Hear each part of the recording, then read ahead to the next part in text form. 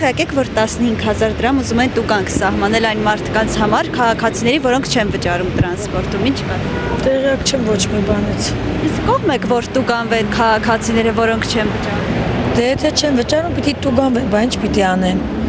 Այս լավ տրանսպորտով տեղափոխվում են, գազելներից պրծել ենք։ Հիմա այս բարձրակարգ ավտոբուսներով նորմալ տեղափոխվում են ու չվճարեն, ինչու չվճարեն։ Ճիշտ ասած, այդքան շատ չեմ օգտվում տրանսպորտից, հազվադեպ ես աշխատում եմ վայրում, որ իմ տանը մոտ է, բայց դեմ եմ, որ չեն վճարում։ Իսկ տուգանքին կողմ եք։ Սովետի ժամանակ, երբ որ ես ուսանող էի 80-ական թվականներին, կանգառներում կանգնած էին ու տուգանում էին, կհիշեն երևի շատերը, որ չեկով դակում էինք, նոր իջնում էինք։ Կանգառներում միշտ հսկիչներ էին կանգնած ու նույնիսկ մի անգամ էլ ինձ են տուգանել դրա համար, որ չեմ դակել, հիշում եմ, դրա համար ինչու պետքա չվճարեն ու չպատժվեն, չտուժվեն, չտուգանվեն։ Տուգանքի չափը ես չգիտեմ, բայց ամենայն դեպս բոլորն էլ պարտավոր են վճարեն նորիչն են։ Այսինքն կողմ եք։ Այո, ես կողմ եմ տուգանման չափը ես չգիտեմ ինչքան է, բայց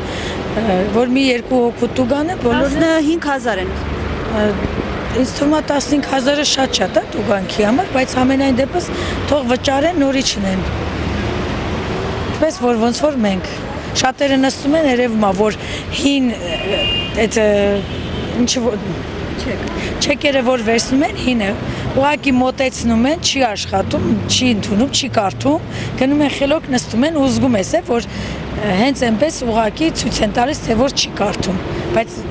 իրանից հետո մենք մոտեցնում ենք կարդում։ Չի կարել, եթե ուզում ենք որ մեր երկիրը հզորանա տնտեսական առումով, ամեն ինչի առումով, պիտի ամեն օրենքներին ենթարկվեն, երբ որ գնում ես հայրենիքից դուրս ուրիշ երկրներ,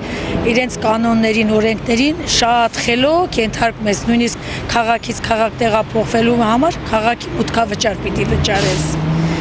Իսկ այստեղ ինչ ուզում են անում են, իրենց քաղաքը իրենց հայրենիքն է, իրենց Հայաստանն է, բայց չեն կարողանում տեղը տեղին պահել ինչպես որ հարկն է։